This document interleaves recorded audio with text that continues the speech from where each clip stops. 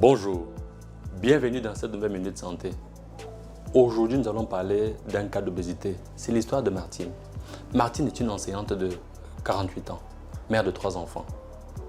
Dans ses antécédents, nous remarquons une obésité qui remonte à plus de 20 ans, bien avant le mariage. Cette obésité s'est aggravée avec les accouchements, notamment le dernier, lequel accouchement a été fait par césarienne, comme l'avant-dernier. C'est une césarienne qui était programmée pour cause de gros bébés.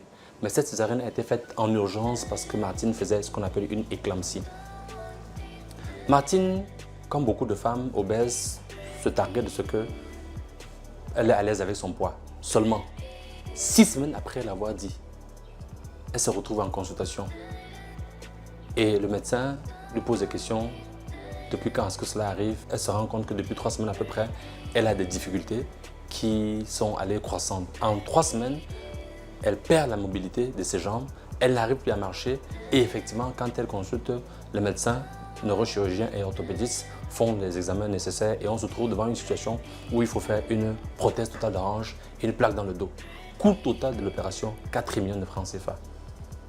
Et pendant qu'elle est dans cette prise en charge, le médecin lui rappelle qu'en effet, elle y est arrivée par négligence parce que l'obésité qu'elle traîne a été le facteur déclenchant. Et elle se rappelle que pendant qu'elle était enceinte, effectivement, le médecin lui a rappelé de perdre du poids parce que si elle avait perdu du poids, elle n'aurait pas fait ces états d'éclampsie. Elle a davantage plus mal parce qu'elle avait été prévenue. Et il y a un autre problème. 4 millions de francs CFA, c'est le montant qu'elle doit dépenser pour faire cette opération. Et c'est de l'argent qu'elle vient d'obtenir à travers un prêt scolaire pour envoyer son enfant à l'étranger. Elle est devant un dilemme. Est-ce qu'il faut envoyer son enfant à l'étranger et finir infirme ou bien est-ce qu'il faut se soigner et l'enfant a un avenir qui est hypothéqué? Voilà le dilemme dans lequel des situations comme l'obésité peuvent nous plonger dans la vie de chaque jour. Est-ce que vous pensez que c'est un prix qui est acceptable? Est-ce que vous pensez que nous devons payer ce prix à cause d'une négligence ou bien d'un excès de poids?